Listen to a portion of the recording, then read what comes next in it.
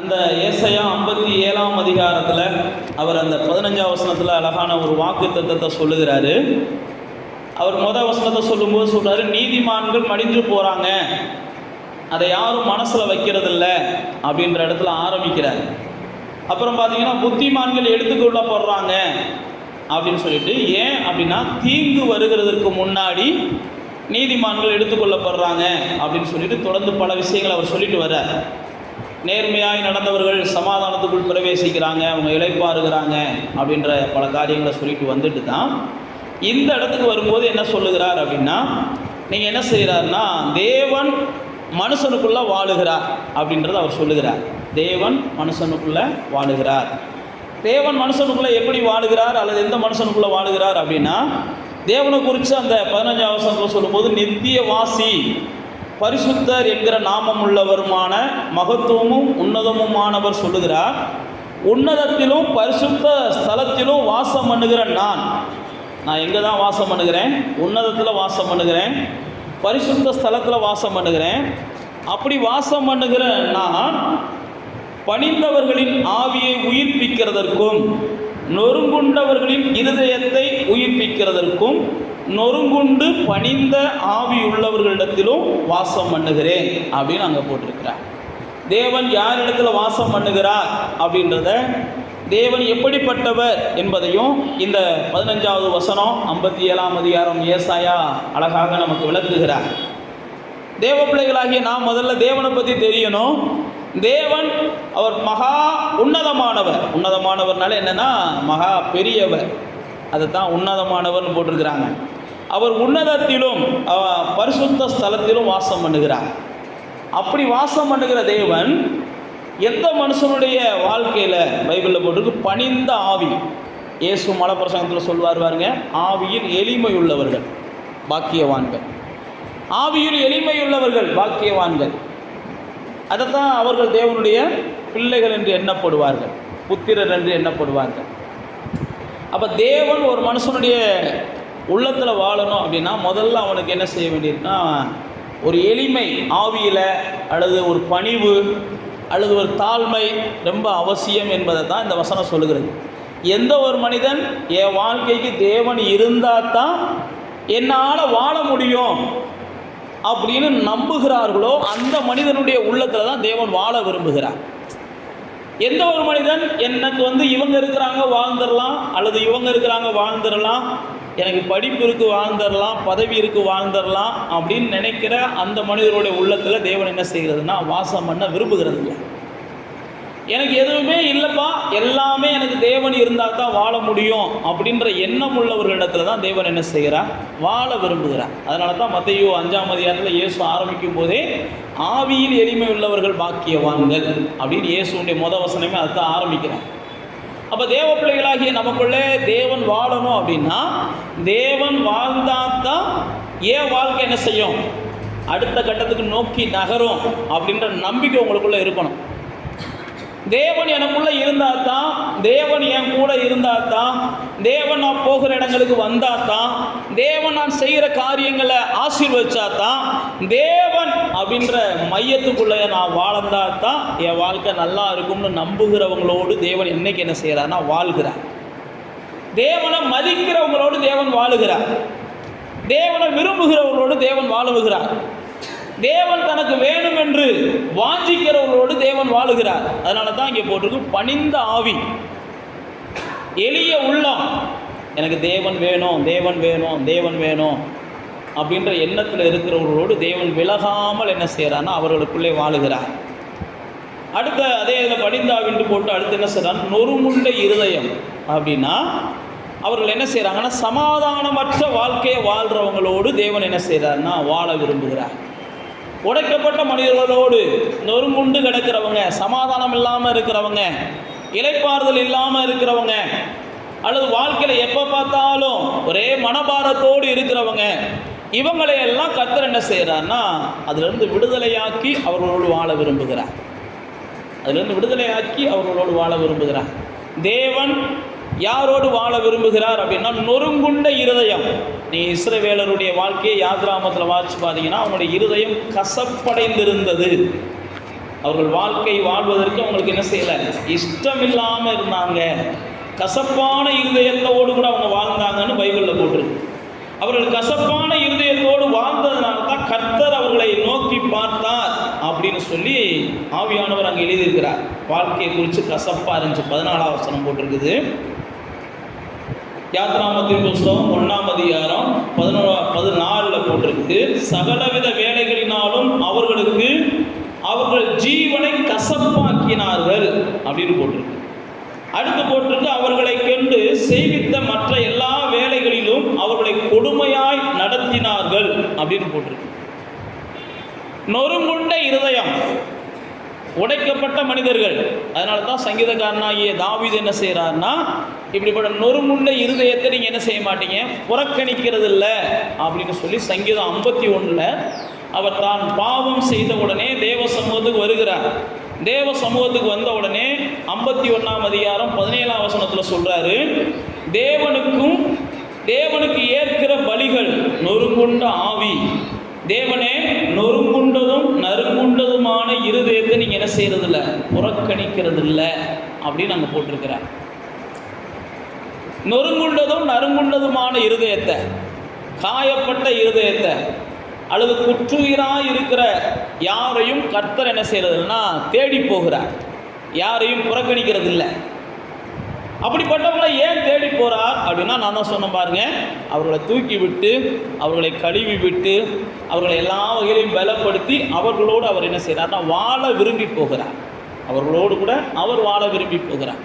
அதனால தான் நீங்கள் யாத்ராமத்தின் புஸ்தகத்தில் இந்த ஜனங்களுடைய உபத்திரவத்தை நான் பார்த்தேன், மோசேட்ட அப்படி தான் பேசுவார். இந்த ஜனங்களுடைய பாடுகளை நான் பார்த்தேன் அப்படின்னா என்ன அர்த்தம்னா, இந்த பூமியில் எந்த ஒரு மனிதனும் பாடுகளோடும் உபத்திரவங்களோடும் அல்லது பல வகையான நெருக்கங்களோடும் வாழ்வதை தேவன் விரும்புகிறதில்ல. அதை மாற்றுவதற்காக அவர் என்ன செய்கிறார்னா, பரலோகத்திலேருந்து இறங்கி வந்து யாரையாவது ஒரு ஆள் அவங்க வீட்டுக்கு அனுப்புகிறார், யாரையாவது ஒரு ஆள் அவங்க ஊருக்கு அனுப்புகிறார், யாரையாவது ஒரு ஆள் அவங்க தெருவுக்கு அனுப்புகிறார். அப்படி தான் மோசேவை அனுப்புனார். மோசே இருந்தது வேற ஒரு தேசத்தில் இருக்கிறான், மீதியான் தேசம்.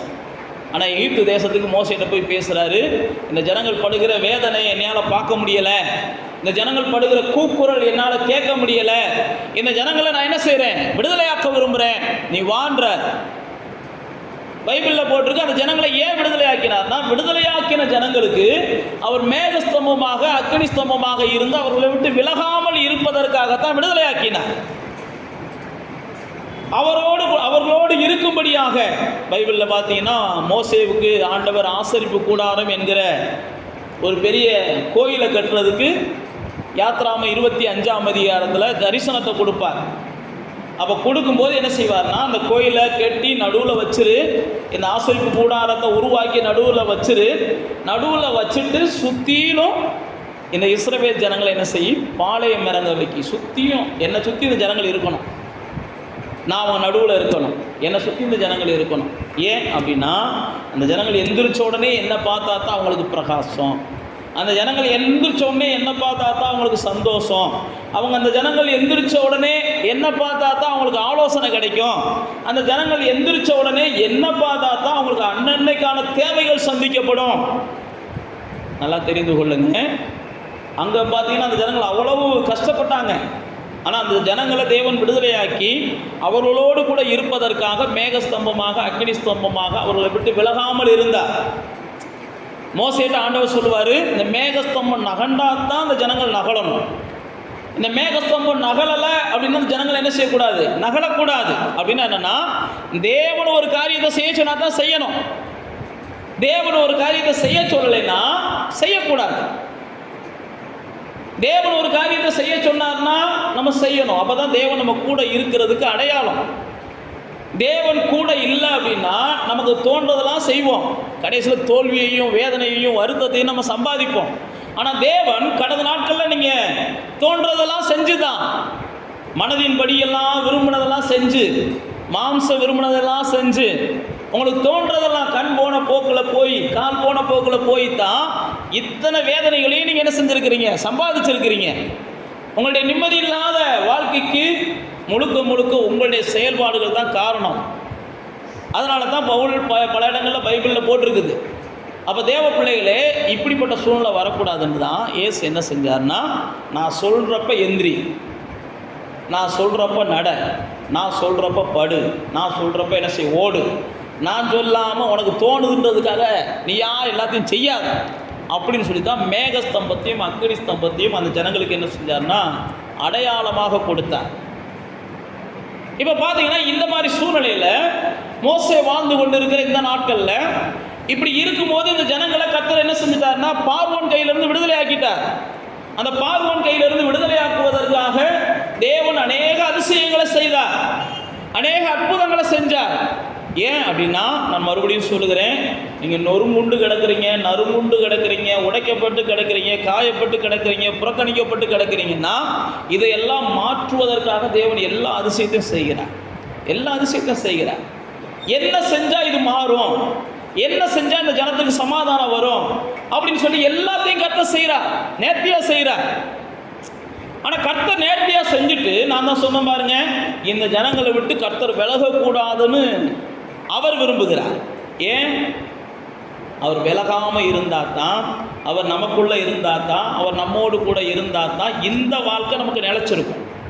அவர் கொடுத்துருக்கிற சமாதானமான வாழ்க்கை, அவர் கொடுத்துருக்கிற சந்தோஷமான வாழ்க்கை, அவர் கொடுத்துருக்கிற நமக்கு கொடுத்துருக்கிற பாக்கியமான வாழ்க்கை நிலைச்சிருக்கும். அதுதான் தேவன் விரும்புகிறார்.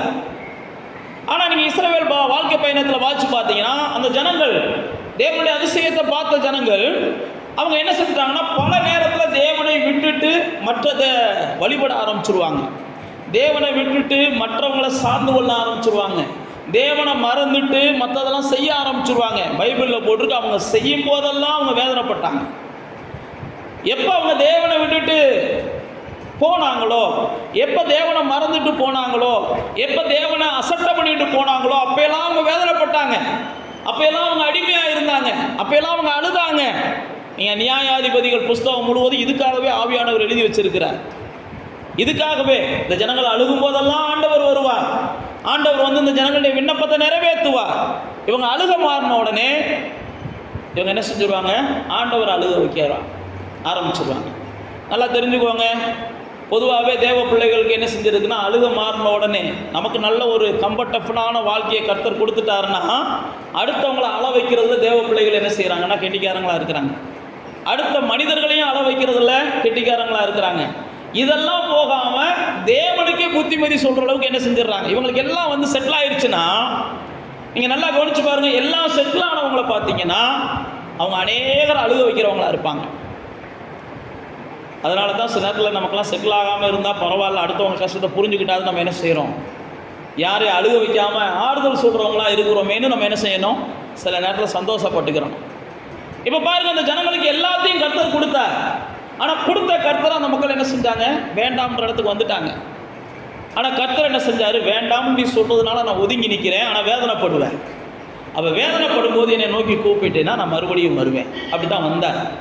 இந்த ஜனங்கள் பாருங்க, தேவன் அவர்களோடு கூட இருக்கும்போது, நீங்கள் உபாகமம் 1ஆம் அதிகாரத்துக்கு வந்தீங்கன்னா, மோசே தன்னுடைய வாழ்க்கை பயணத்தை கடைசியில் அந்த ஜனங்களை கூப்பிட்டு வச்சு சொல்கிறான், எப்பா இவ்வளோ நாளாக என்னென்ன நடந்துச்சு, தேவன் நம்மளை எப்படியெல்லாம் நடத்திட்டு வந்தார், தேவன் எப்படியெல்லாம் நம்மளை விடுதலை ஆக்கினார் அப்படின்னு சொல்லி உபாகமம் 1ஆம் அதிகாரத்துக்கு வந்து பல விஷயங்கள் அவர் அங்கே சொல்லுகிறத பார்க்குறோம். அப்படி சொல்லும்போது நான் என்ன சொன்னேன் பாருங்க, தேவன் இருக்கும்போது அவரோட போக மாட்டேன்றீங்க, தேவன் வேணாம்னு சொல்கிறப்ப அவங்களோட போறீங்க அப்படின்னு சொல்லி அந்த விஷயத்தை கூட அவர் சொல்லுவார்.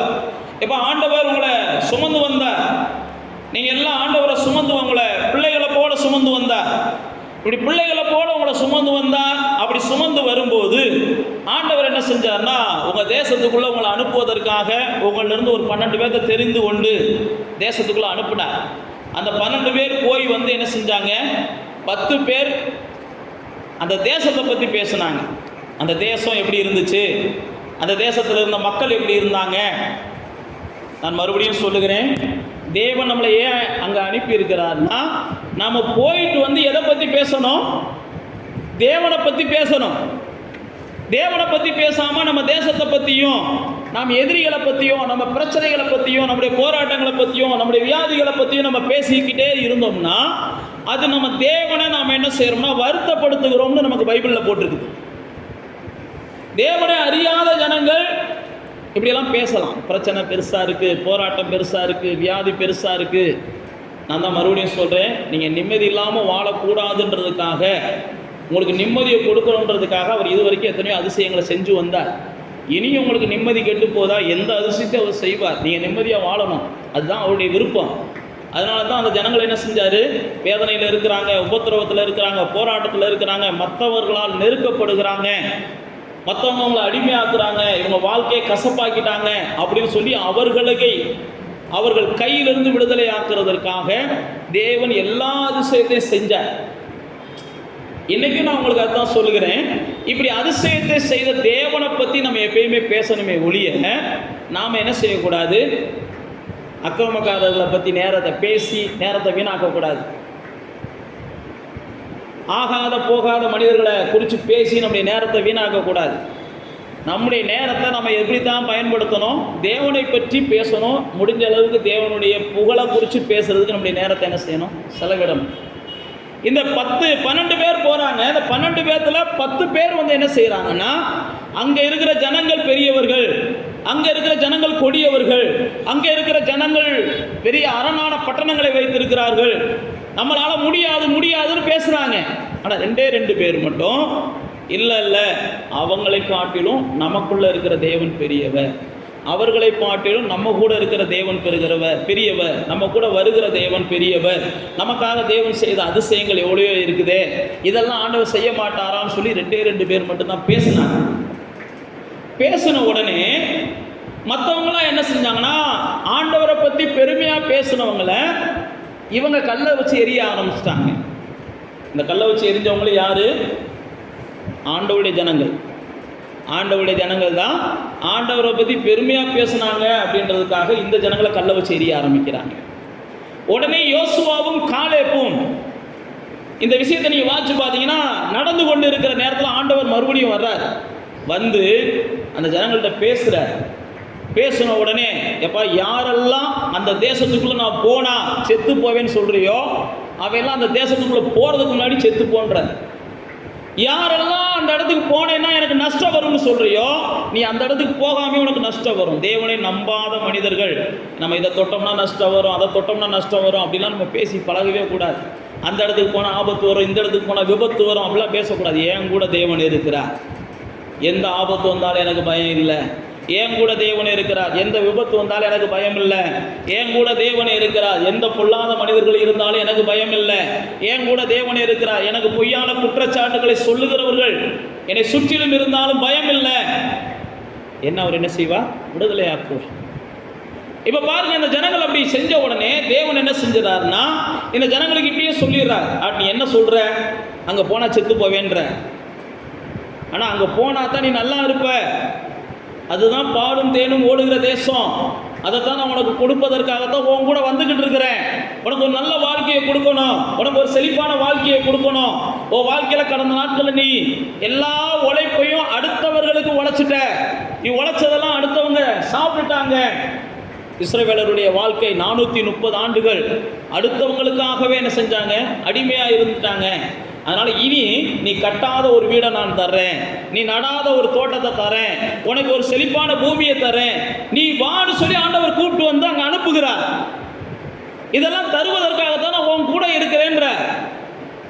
நல்லா தெரிந்து கொள்ளுங்க, தேவன் நம்ம கூட இருக்கிறதுடைய நோக்கமே என்னன்னா, நம்முடைய வாழ்க்கையில் நமக்கு இந்த பூமியில் எந்த வகையிலையும் என்னென்ன தேவையோ அதெல்லாம் சம்பூர்ணமாக தருவதற்காக தேவன் என்ன செய்கிறாருன்னா நம்ம கூட இருக்கிறார். இந்த ஜனங்கள் என்ன செஞ்சாங்கன்னா அதை நம்பலை. அந்த ஜனங்கள் அதை நம்பலை. ஏன் நம்பலை அப்படின்னா, நான் தான் சொல்கிறேன்ல, அவங்க தேவனை பார்ப்பதற்கு பதிலாக இல்லை எங்களுக்கு இது இல்லை அதனால் இது நடக்காது, எங்களுக்கு இது இல்லை அதனால் இது நடக்காது, இப்படின்னே பேசுகிறாங்க. நீங்களும் நானும் தேவனை புரிஞ்சவங்க அப்படிலாம் பேசக்கூடாது.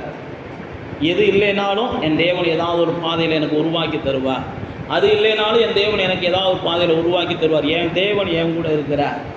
நல்லா தெரிந்து கொள்ளுங்க, உங்கள் வீட்டில் ஒரு வேளை நம்முடைய பிரதம மந்திரியோ உங்கள் வீட்டுக்கு வர்றாங்க, அல்லது ஒரு முதலமைச்சரோ உங்கள் வீட்டுக்கு வர்றாங்க அப்படின்னா, உங்கள் வீடு எந்த காட்டுக்குள்ளே இருந்தாலும், ரோடு இல்லாத எந்த ஒரு சாக்கடைக்குள்ளே போய் உங்கள் வீடுகள் இருந்தாலும், உங்கள் வீட்டுக்கு ஒரு பிரதம மந்திரி வர்றார், உங்கள் வீட்டுக்கு ஒரு முதலமைச்சர் வர்றாருன்னா, அதை அந்த அரசாங்கம் என்ன செய்யும், அவர் வர்றதுக்கு முன்னாடி என்ன செய்யும், போட்டு வச்சுருக்கும். புரியுதா? இதே போல தான் தேவன் உங்களோட இருக்கிறாருன்னா உங்களுக்கு எல்லாமே என்ன செய்யும்? சாதகமாக மாறிக்கிட்டே வரும். எல்லாமே சாதகமாக மாறும். தேவன் என் கூட இருக்கிறார், அதனால எனக்கு இது நடக்குது. தேவன் என் கூட இருக்கிறார், எனக்கு அதனால அது நடக்குதுன்னு நீங்க பேசணும்.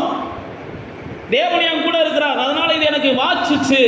தேவன் என் கூட இருக்கிறார், இதனால எனக்கு கிடைச்சிச்சுன்னு நீங்க பேசணும். நான் அதுதான் சொல்லுகிறேன். நீங்க எந்த அளவுக்கு தேவனை பெருமைப்படுத்தி பேசுகிறீர்களோ அந்த அளவுக்கு தான் உங்கள் வாழ்க்கையில் நீங்கள் பெரிய காரியங்களை பார்க்க முடியும். தேவனை நீங்கள் சிரமப்படுத்துனீங்க, தேவனை நீங்கள் மட்டுப்படுத்துனீங்க, தேவனை குறித்து நீங்கள் பேசாமல் இருந்தீங்கனாலே உங்கள் வாழ்க்கையில் கண்டிப்பாக நீங்கள் ஆசீர்வாதங்களை பார்க்க முடியாது. இந்த ஜனங்கள் பாருங்க, மோசே வந்து இந்த 1ஆம் அதிகாரத்தில் சொல்றாரு, எப்போ அந்த மாதிரியெல்லாம் நடந்துச்சு. உபாகமம் 1ஆம் அதிகாரத்தில் நீங்கள் என்ன செஞ்சிட்டீங்க? தேவனுக்கு விரோதமாக கலகம் பண்ணிட்டீங்க. கலகம் பண்ணினதும் இல்லாமல் தேவனை நீங்கள் மட்டுப்படுத்தி பேசிட்டீங்க. இப்படிலாம் சொல்லிட்டு அந்த 1ஆம் அதிகாரத்தில் வர்றாரு. தேவன் உங்களுக்கு எப்படியெல்லாம் செஞ்சாருன்னு சொல்லி நீங்கள் வீட்டில் 1ஆம் அதிகாரத்தை வாசிச்சுக்கோங்க. இப்படி சொல்லி அந்த 1ஆம் அதிகாரத்தை முடிக்கும் போது இந்த ஜனங்கள் இதை கேட்ட உடனே, சார் நம்ம தப்பு பண்ணிட்டோமே அப்படின்னு சொல்லி உணர்வடைகிறாங்க.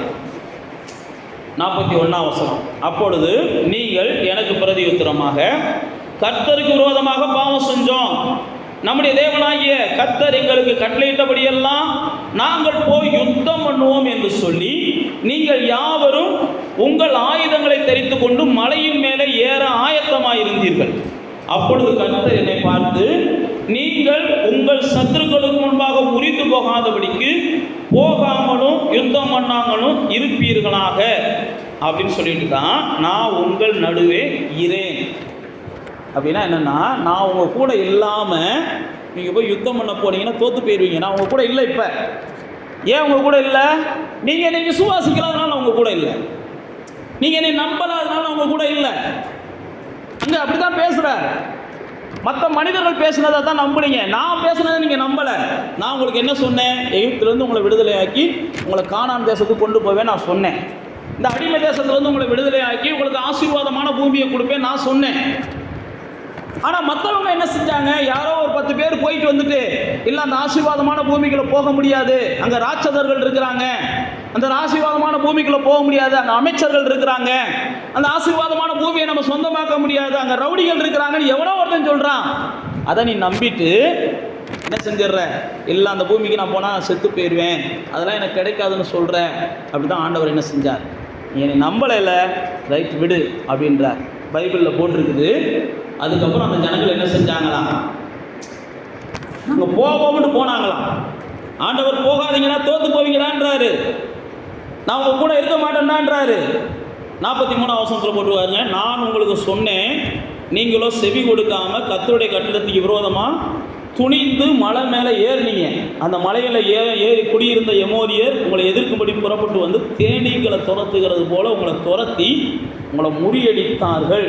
திரும்ப வந்து நீங்கள் அழுதிங்க, உங்கள் சத்தத்தை கர்த்தர் கேட்கலை, உங்களுக்கு கர்த்தர் செவி கொடுக்கலை அப்படின்னு உபாகமம் அந்த 1ஆம் அதிகாரத்தை மோசே சொல்லி வர பாருங்க. தேவன் உங்க கூட இருக்கிறது வரைக்கும் தான் உங்களுக்கு எல்லா வகையிலும் என்ன செய்யுதுன்னா வெற்றியுள்ள வாழ்க்கை கிடைக்குது. ஆனால் இந்த ஜனங்கள் பாருங்க, தேவன் சொன்னப்ப துணிஞ்சு போக முடியலை, ஆனால் தேவன் வேண்டாம்னு சொன்ன உடனே துணிஞ்சு என்ன செய்கிறாங்க? போகிறாங்க.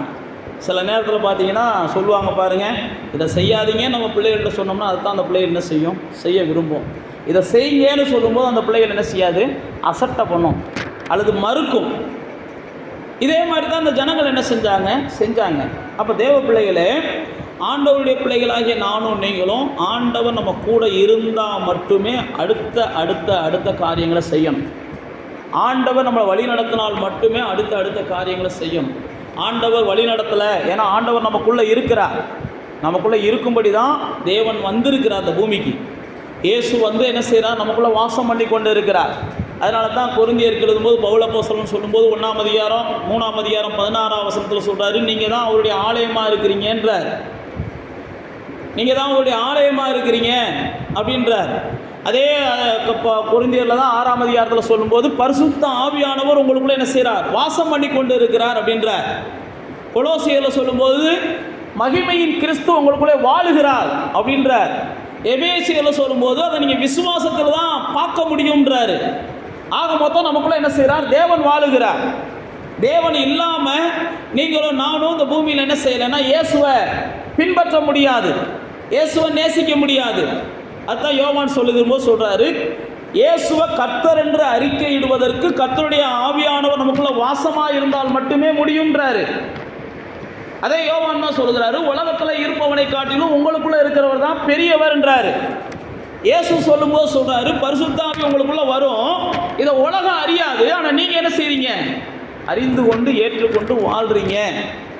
அப்ப என்ன அப்படின்னா, தேவனுடைய சத்தம் இல்லாமல் நாம் நகலக்கூடாது, தேவனுடைய சத்தம் இல்லாமல் ஒரு காரியத்தை செய்யக்கூடாது. ஏன்னா நமக்குள்ள தேவன் இருக்கிறார்.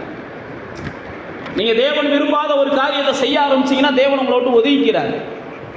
தேவன் விரும்பாத ஒரு இடத்துக்கு போக ஆரம்பிச்சீங்கன்னா தேவன் உங்களை விட்டு ஒதுக்கிறார். ஆனால் தேவன் உங்க கூட இருந்தார்னா எல்லாம் சமாதானமாக நடக்கும். தேவன் உங்க கூட இல்லைன்னா எந்த ஒரு காரியத்துக்கும் சமாதானம் கிடைக்காது. அப்போ நீங்கள் புரிஞ்சுக்கிறணும், நான் செய்கிறதில்ல சமாதானம் இருந்துச்சுன்னா என் கூட தேவன் இருக்கிறார். இல்லை நான் செய்கிறதுல குழப்பம் இருக்குது, நான் செய்கிறதுல பிரச்சனை இருக்குது, நான் செய்கிறதுல போராட்டம் இருக்குது, நான் செய்கிறதில்ல நஷ்டம் வந்துக்கிட்டு இருக்குது அப்படின்னா நீங்கள் கண்டிப்பாக நின்று ஆண்டவரே அப்படின்னு கொஞ்சமாவது கவனிக்கணும். நீங்கள் நீதிமொழிகள் 1ஆம் அதிகாரத்துக்கு வந்தீங்கன்னா ஆண்டவர் இங்கே அங்கே இதே மாதிரியான ஒரு ஒத்த வசனத்தை சொல்லுவார். நான் உங்களுக்கு சொல்லும்போது நீங்கள் கேளுங்க, அப்படி கேட்கலை அப்படின்னா உங்களுக்கு 26ஆம் வசனம் 1ஆம் அதிகாரம் நீதிமொழிகள், நானும் உங்கள் ஆபத்து காலத்தில் என்ன செய்வேன், நகைப்பேன், நீங்கள் பயப்படுகிற காரியம் வரும்போது நானும் சிரிப்பேன்றார். அப்படின்னா என்னன்னா, அதாவது என்னுடைய கடிந்து கொள்ளுதலுக்கு திரும்புங்க. 23ஆம் வசனத்தில் சொல்கிறார், இதோ என் ஆவியை உங்களுக்கு அருளுவேன், என் வார்த்தைகளை உங்களுக்கு தெரிவிப்பேன், நான் கூப்பிட்டும் நீங்கள் கேட்க மாட்டோம் என்கிறீர்கள், நான் கையை நீட்டியும் கவனிக்கிறவன் ஒருவனும் இல்லை, என் ஆலோசனைகளை எல்லாம் நீங்கள் தள்ளி என் கடிந்து கொள்ளுதலை வெறுத்தீர்கள். இதெல்லாம் 25ஆம் வசனத்தில் சொல்லிட்டு தான் 26ல் சொல்கிறாரு, இதெல்லாம் வெறுத்துட்டு போகிறேன், இதெல்லாம் நான் சொல்கிறதெல்லாம் கவனிக்க மாட்டேன்ற, நான் பேசுகிறத காதில் வாங்க மாட்டேன்ற, ஆனால் உனக்கு ஆபத்து வரும்போது நான் ஏற்கனவே சொன்னேன் பாருங்க, மோசைட்ட ஆண்டவர் சொன்னார் பாருங்க, இந்த ஜனங்கள் கூப்பிடுவாங்க நான் செவி கொடுக்க மாட்டேன், இந்த ஜனங்களை கத்துவாங்க நான் கவனிக்க மாட்டேன், ஏன்னா நான் சொல்லும் போதெல்லாம் இது மீறி மீறி என்ன செய்யுது போகுது, நான் சொல்கிறத கவனிக்காமல் இதை மீறி மீறி போய் செய்யுது. நான் மறுபடியும் சொல்லுகிறேன், உங்களுக்குள்ள தேவன் இருக்கிறார், உங்களுக்குள்ள தேவன் பேசிக்கிட்டே இருக்கிறார். நீங்கள் எதை செஞ்சாலும் தேவன் என்ன செய்கிறார், ஆசீர்வதிக்க விரும்புகிறார். ஆனால் அவருடைய சத்தத்தை கேட்டு செய்யணும், அவருடைய சித்தம் தானான்னு பார்த்து செய்யணும், அவர் இதை விரும்புகிறாரான்னு செய்யணும். ஏன்னா உங்களுக்கு முன்னாடி என்ன நடக்க போகுதுன்னு தெரியாது, பின்னாடி என்ன நடக்க போகுதுன்னு தெரியாது, ஆனால் அவருக்கு எல்லாம் தெரியும். நீங்கள் வாட்டுக்கு உங்களுக்கு தோன்றதெல்லாம் நீங்கள் தோன்ற நேரத்தெல்லாம் செய்யக்கூடாது. ஏன்னா நியாயாதிபதிகள் புஸ்தகம் அப்படி தான் உருவாச்சுன்னு போட்டிருக்கு. அவன் என்ன செஞ்சானா, தோன்றதெல்லாம் செஞ்சானா, தேவ பயம் இல்லாமல் போயிட்டானா. பிரசங்கில வாட்சி பார்த்தீங்கன்னா பல வகையான உபாயங்களை தந்திரங்களை தெரிந்து கொண்டு மனிதர்கள் தங்களை கெடுத்து கொண்டார்கள்னு பிரசங்கி சொல்கிறான். நீங்களும் நானும் சாதாரணமான ஆட்கள் கிடையாது. தேவ ஆவி நமக்குள்ளே வாழுகிறார், தேவன் நமக்குள்ளே இருக்கிறதுனால நானும் நீங்களும் இந்த பூமியில் எதை செஞ்சாலும் ஒரு வெற்றியாக மாறணும், எதை செஞ்சாலும் ஆசீர்வாதமாக மாறணும், எதை தொட்டாலும் அதில் நமக்கு நன்மை கிடைக்கணும். அதற்கு ஒரே காரணம் தேவன் என்ன சொல்கிறான்னு கவனித்து நம்ம என்ன செய்யணும், செயல்படும். தேவ சத்தத்தை கவனிக்கணும். நீங்கள் பாருங்கள், அந்த 1ஆம் அதிகாரத்தில் அப்போ 27ஆம் வசனத்தில் சொல்லுதாரு, நீங்கள் பயப்படும் காரியம் புசல் போல வரும்போதும், ஆபத்து சூறாவளி போல உங்களுக்கு நேரிடும் போதும், நெருக்கமும் இடுக்கமும் உங்கள் மேலே வரும்போதும் அகடியம் பண்ணுவேன். அப்படின்னா நான் உங்களை பார்த்து சிரிக்கத்தான் செய்வேன். என் சத்தத்தை கேட்காம போய் நீ வாட்டுக்கு என்ன செய்கிற, அனுபவிக்கிற, இப்போயாவது என் சத்தத்தை கேட்டு திரும்பி வா. நீங்கள் அடுத்து கீழே பார்த்தீங்கன்னா அடுத்து தொடர்ந்து பல வசனங்களை சொல்லுவார். அப்பொழுது அவர்கள் என்னை நோக்கி கூப்பிடுவார்கள், நான் மறு உத்தரவு கொடுக்க மாட்டேன். அவர்கள் என்னை அதிகாலையிலே தேடுவார்கள், காண மாட்டார்கள். ஏன்னா அவர்கள் அறிவை வெறுத்தார்கள், கர்த்தருக்கு பயப்படுதலை தெரிந்து கொள்ளாமல் போனார்கள். என் ஆலோசனையை அவர்கள் விரும்பவில்லை, என் கடிந்து கொள்ளுதலை அவர்கள் அசட்டை பண்ணினார்கள். ஆகையால் அவர்கள் தங்கள் வழியின் பலனை புசிப்பார்கள், தங்கள் யோசனையினால் திருப்தி அடைவார்கள்னு சொல்லிட்டு அந்த 33ஆம் வசனத்தை முடிக்கும் போது சொல்றாரு, எனக்கு செவி கொடுக்கிறவன் எவனோ அவன் விக்கினமின்றி வாசம் பண்ணி ஆபத்திற்கு பயப்படாமல் அமைதியாக இருப்பான். அதுதான் நான் உங்களுக்கு சொல்ல வரேன். நீங்கள் அமைதலான வாழ்க்கை வாழணும்னு ஆண்டவர் விரும்புகிறார், நீங்கள் நிம்மதியான ஒரு வாழ்க்கை வாழ வேண்டும் என்று ஆண்டவர் விரும்புகிறார். அதனால தான் உங்கள்கிட்ட பேசிக்கிட்டே இருக்கிறார். நீங்கள் கவனிக்காததுனால தான் நீங்கள் என்ன செய்கிறீங்க, கண்ணீரில் வாழ்கிறீங்க. ஆண்டவருடைய வார்த்தையை கவனிக்காதனால தான் நீங்கள் வேதனையில் வாழ்கிறீங்க. ஆண்டவர் சார் நம்முடைய ஆண்டவர் பேசுகிறவராக இருக்கிறார். நம்முடைய ஆண்டவருடைய சத்தத்தை நீங்கள் கேட்கணும்னு அவர் விரும்புகிறார். நம்முடைய ஆண்டவருடைய சத்தத்தை உங்கள் வாழ்க்கையில் நீங்கள் என்ன செய்யணும்? அப்பயா நீங்கள் என்ன செய்யணும்? அதை செயல்படுத்தணும்னு ஆண்டவர் விரும்புகிறார். நீங்கள் சத்தத்தை கேட்காம, ஆண்டவருடைய சத்தத்தை கேட்காம நீங்கள் செய்கிற ஒவ்வொரு காரியமும், மறுபடியும் சொல்கிறேன், உங்களுக்கு வேதனை உள்ளதாக தான் இருக்கும். இங்கே பாருங்கள், உபாகமத்துக்கு வாங்க, 1ஆம் அதிகாரத்துக்கு வாங்க. நாம் சொன்னபடி ஆண்டவர் போக சொன்னார், அந்த ஜனங்கள் போக மாட்டேன்ட்டாங்க. அதுக்கப்புறம் ஆண்டவர் போக வேணாம்னு சொன்னார், அந்த ஜனங்கள் நாங்கள் போயே ஆவோம்னு சொன்னாங்க. அதனுடைய விளைவு ஒரு பெரிய தோல்வியை சந்திச்சாங்க. இப்போ அதே புஸ்தகத்தில் பார்த்தீங்கன்னா அடுத்து 2ஆம் அதிகாரத்துக்கு வந்த உடனே ஆண்டவர் என்ன செய்கிறார்? நீங்கள் வடக்கே போங்கன்றாங்க. 3ஆம் வசனத்தில் போட்டிருக்குவாருங்க.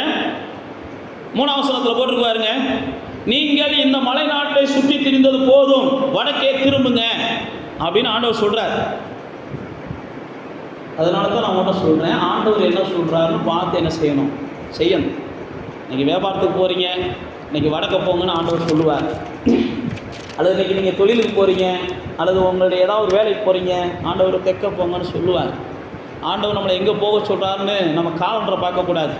வடக்க தெற்க என்ன எழுதியிருக்குன்னு, வடக்க போனால் ஆசீர்வாதம், தெற்க போனால் நஷ்டம், கிழக்க போனால் அப்படிலாம் காலண்டரில் சிலர் எழுதியிருக்குன்னு பார்ப்பாங்க. நீங்களும் நானும் அப்படி பார்த்தோம்னா, மறுபடியும் சொல்லுகிறேன், அது கர்த்தரை இன்னும் கோபம் ஊட்டுறதா இருக்கும். நாமெல்லாம் அப்படி பார்க்கக்கூடாது.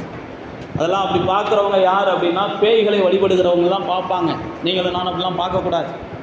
அப்படிலாம் பார்க்குறதை குறித்து பைபிளில் பார்த்தீங்கன்னா, உபாகமத்திலையும் பல இடங்கள்லையும் ஆண்டவர் அவங்களெலாம் கல்லை வச்சு எரிஞ்சு கொள்ளுங்கடான்றார். அவருடைய பிள்ளைகள், ஊர்க்காரங்களை சொல்லலை.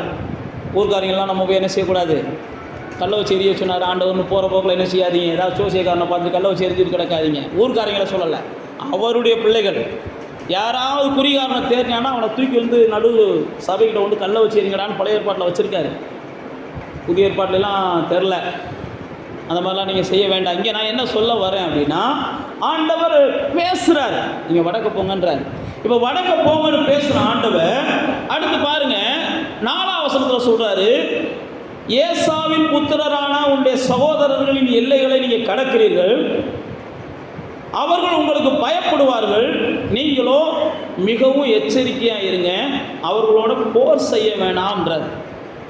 நல்லா தெரிந்து கொள்ளுங்க, பொதுவாகவே யார் நமக்கு பயப்படுறாங்களோ அவங்கள தான் நம்ம அதிகமாக மிரட்டுவோம். புரியுதா நம்மளுக்கு சொல்கிறது? யாராவது நமக்கு பயப்படுறாங்கன்னு தெரிஞ்சுன்னா அவங்கள தான் விரட்டுவோம், அவங்கள தான் நம்ம மிரட்டுவோம். அவங்க மேலே தான் நம்முடைய அதிகாரத்தை காமிப்போம், அவங்க மேலே தான் நம்முடைய ஆக்ரோஷத்தை காமிப்போம். புள்ளப்பூச்சிகளை பார்த்தா தான் நமக்கு கூட என்ன செய்யும்? தேல் மாதிரி கொடுக்கு முளைச்சி கொட்ட ஆரம்பிப்போம். இதுதான் என் நேச்சர். ஆனால் வேதத்தில் என்ன சொல்லுதுன்னா, இவெல்லாம் செய்கிறதுக்கு நீ எச்சரிக்கையாக இருக்கார். இதெல்லாம் செய்யக்கூடாது. நம்மளுக்கு கீழானவங்களை நம்ம துன்புறுத்தக்கூடாது. நம்மளுக்கு அடிமையை போல் இருக்கிறவங்கள நம்ம அதிகமாக என்ன செய்யக்கூடாது? காயப்படுத்தக்கூடாது. பலவீனர்களை பார்த்துட்டு நம்ம உடனே என்ன செய்யக்கூடாது? ஏறி மிதிக்கக்கூடாது. இதுக்கெல்லாம் பலன் கர்த்தர் கொடுப்பார். இதை தான் ஆண்டவர் சொல்கிறாரு, ஏசாவின் புத்திரர்கள் உன்னை பார்த்து பயப்படுறாங்க, ஆனால் நீ அவங்களோட போய் என்ன செய்யாத? யுத்தம் பண்ணாதன்றார். நான் மறுபடியும் சொல்லுகிறேன், இப்படிப்பட்டவங்களுக்கு மேலே நீங்கள் அதிகமாக உங்களுடைய வீரத்தை காமிச்சிங்கன்னா கண்டிப்பாக அதிகமாக சாபம் உங்களுக்கு வரும். தேவனத்தை வந்து சாபம் வரும். அப்பாவிகள் மேலே நீங்கள் வீரத்தை காமிச்சிங்கன்னா, அப்பாவிகள்கிட்ட நீங்கள் வாட்டுக்கு விரட்டி எனக்காவது செஞ்சீங்கன்னா, அதுக்கெல்லாம் கர்த்தர்கிட்ட நீங்கள் என்ன செய்யணும்? ஒரு நாள் அனுபவிக்க வேண்டி வரும். இங்கே கர்த்தருடைய சத்தம் பாருங்க. ஆண்டவர் சொல்கிறாரு, அப்போ இந்த நாட்டு வழியாக போகிற, இந்த ஜனத்தை சந்திக்க போகிற, நீ வடக்க போகிற, நீ வடக்க போகும்போது ஏசாவின் புத்திரர் ஓ சகோதரர்கள், ஆனால் அவன் ஊரில் இருந்து நீ என்ன செய்யாத? ஒன்றையும் எடுக்காத. அவன் ஊரில் இருக்கிற ஒன்றையும் நான் உனக்கு தரமாட்டேன். கர்த்தர் உங்கள் கூட இருக்கும்போது இதெல்லாம் பேசுவார். நீங்கள் வாட்டுக்கு என்ன செய்யக்கூடாது? எல்லாம் ஆண்டவர் தருவார், எல்லாம் ஆண்டவர் தராரு, எல்லாம் ஆண்டவர் தரான்னு சொல்லி கண்ணை மூடிக்கிட்டுலாம் செய்யக்கூடாது. ஏசாத நீ தொடாதன்றார். ஏசாவுக்கு நான் கொடுத்துட்டேன் அப்படின்னு சொல்லிட்டு தான் அந்த 6ஆம் வசனத்தில் சொல்கிறாரு, போஜன பதார்த்தங்களை அவர்கள் கையிலே பணத்துக்கு வாங்கி புசித்து தண்ணீரையும் அவங்க கையிலே பணத்துக்கு வாங்கி குடிங்க. அப்படின்னா என்னென்னா, நல்லா தெரிந்து கொள்ளுங்க, நாம் முடிஞ்ச அளவுக்கு என்ன செய்யக்கூடாது? யார்கிட்டையும் போய் உட்காந்து ஓசி சாப்பாடு சாப்பிடக்கூடாது. ஏன் அப்படின்னா, அடுத்து பைபிளில் போட்டிருக்கு, நீங்கள் கர்த்தரால் ஆசீர்வதிக்கப்பட்டவங்க. ஏதோ ஒரு தச்சையெல்லாம் நடக்குது, அது வேறு. முடிச்சுன்னா நம்ம கையில் காசு இருந்துச்சுன்னா நம்ம யாருக்கிட்டே சாப்பிடக்கூடிய சூழ்நிலைக்கு ஏற்படும் போது அவங்களுக்கு ஒரு 50 ரூபாய்க்காவது என்ன செய்யணும்? ஏதாவது வாங்கிட்டு போய் கொடுத்துட்டு சாப்பிடணும். ஆண்டவருடைய பிள்ளைகள் நாம் என்ன செய்யணும்? ஆண்டவருடைய சத்தத்தை கேட்கணும். ஆண்டவருடைய சத்தத்தை கேட்டால் தான் நமக்கு ஆசீர்வாதம். நம்மளால் யாராவது என்ன செஞ்சிடக்கூடாது, சாப்பாடை கொடுத்துட்டு இருந்தால் இந்த ஆள் வந்து கஞ்ச பிஸ்னாரியாக இருக்கான், இந்த ஆள் வந்து சாப்பிட்டு பாட்டுக்கு ஒரு பிள்ளைக்கு ஒரு பிஸ்கட் கூட வாங்கிட்டு வர மாட்டேன்றியா அப்படின்னு நீங்கள் போனதுக்கப்புறம் பேசுகிறத கர்த்தர் கவனிப்பார். அதுக்குரிய பதிலை கர்த்தர் உங்களுக்கு கொடுப்பார்.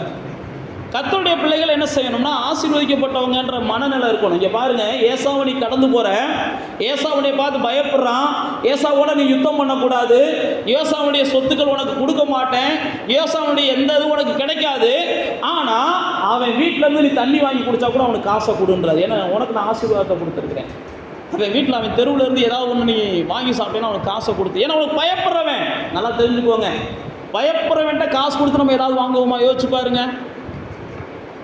நம்மளை பார்த்தா பயப்படுறான், அல்லது நம்மகிட்ட கந்து வட்டிக்கு வாங்கிக்கான்னு வச்சுக்கிடுவோம். கந்து வட்டிக்கு வாங்கியிருக்கேன், கடையில் போய் நம்ம ஒரு காப்பி குடிக்கிறோம். காப்பி கொடுத்த உடனே நம்மளா காசை கொடுப்போமா அப்படின்னா, அப்படி வரட்டா தம்பி அப்படிதான் நமக்கு சொல்ல தோணும். புரியுதா புரியலையா? புரிஞ்சா சோத்திரம் சொல்லுங்க, புரியலைனாலும் சோத்திரம் சொல்லுங்க. ஆனால் அப்படி செய்கிற காரியம் கர்த்தருக்கு அருவருப்பாக இருக்கும். அப்படி செய்யக்கூடாது. நம்ம அப்படியா வந்த உடனே பாவம் நம்மகிட்ட அவனே என்ன செய்கிறான், கந்து வட்டிக்கு வாங்கி கடன் நடத்திக்கிட்டு இருக்கான். மற்றவன் 10 ரூபாய்க்கு டீ காசு கொடுக்குறானாக்கா நான் 20 ரூபா கொடுக்குறான்னு கொடுத்து பாருங்க. கர்த்தர் உங்களை இன்னும் என்ன செய்வார், அநேகருக்கு ஆசீர்வாதமாக வைப்பார். எப்பயுமே நம்முடைய எண்ணம் எப்படி தான் இருக்குதுன்னா, இப்படிப்பட்ட நசுங்கினவங்களை தான் நம்ம நசுக்க தோணுது. இன்னும் கீழானவங்களை தான் நம்ம என்ன செய்கிறோம். ஆனால் பைபிள் சொல்லுது அப்படிப்பட்ட காரியங்களை கர்த்தர் என்ன செய்கிறார், கவனிக்கிறார். அதனால தான் ஏசாவை பார்த்து சொல்கிறாரு, அவன் உனக்கு பயப்படுறான், அவன்கிட்ட நீ என்ன செய், வாங்கி சாப்பிட்றதுக்கு அவன் ஊர் வழியாக நடந்து போகும்போது எல்லாத்துக்கும் காசை கொடுன்றார். ஏன்னா அவங்களுக்கு சொல்லுகிறேன் அப்படின்னா, கர்த்தருடைய சத்தத்தை நீங்கள் கேட்கணும். கர்த்தருடைய சத்தத்தை கேட்கணும். கர்த்தர் பாருங்க, இது கூட பேசுகிறார். எப்பா நீ இந்த வீட்டுக்கு போகிற, அந்த வீட்டுக்கு போகும்போது 4 பிள்ளைகள் இருக்கிறாங்க, ஏதாவது வாங்கிட்டு போங்கன்னு கர்த்தர் உங்கள்கிட்ட பேசுவார். அதெல்லாம் நீங்கள் செய்யும்போது, நான் மறுபடியும் சொல்கிறேன், நீங்கள் போகிறது அவங்களுக்கும் சமாதானமாக இருக்கும், போயிட்டு நீங்களும் வரும்போது சமாதானத்தோடு வருவீங்க. இல்லைன்னா உங்களுக்கு என்ன செய்யாது, உங்களுக்கும் சமாதானம் இருக்காது, அவங்களுக்கும் சமாதானம் இருக்காது. அப்போ கர்த்தருடைய பிள்ளைகளே, நீங்கள் கர்த்தருடைய சத்தத்தை கவனிக்க ஆரம்பிச்சிங்கன்னா தான் சமாதானம் வரும். நீங்கள் அடுத்து இந்த 2ஆம் அதிகாரத்தை வீட்டில் போய் வாட்சி பாருங்கள். இதே போல தான் மோவாப்புக்குள்ளே நீ போகிற, நீ என்ன செய்யாத, இப்படி செய்யாத. இதே போல தான் நீ அம்மோன் புத்திரர்கிட்ட போகிற, இதை நீ செய்யாத, ஏன்னா இவங்கெல்லாம் தேவனுக்கு அவங்களுக்கு ஒப்பு கொடுத்துட்டாரு அப்படின்னு சொல்லுவார். அதுக்கு அடுத்து பார்த்தீங்கன்னா, ஓக் என்கிறவன் உன்னை எதிர்த்து வருவான், பாசான் என்கிறவன் உன்னை எதிர்த்து வருவான், இவங்களாம் நீ விடாத என்னன்னா, எவையெல்லாம் உன்னை எதிர்க்கிறான காரணம் இல்லாமல், எவையெல்லாம் உன்னை காரணம் இல்லாமல் பகைக்கிறானோ, எவையெல்லாம் நீ பலவீனனாக இருக்கிறன்னு சொல்லி உன் கூட மோதுறானோ, அவனுக்குரியதெல்லாம் நான் உனக்கு சொந்தமாக தரேன். அதுக்கு அடுத்த வசனங்களில் ஆண்டவராக தான் பேசுவார். இதே தான் அம்மோன் புத்திரர்களுக்கு என்ன செஞ்சானோ, மோவாபியருக்கு என்ன செஞ்சானோ, சேயீர் அந்த இவங்களுக்கு என்னப்பா செஞ்சானோ அதெல்லாம் இவன் செய்வான்.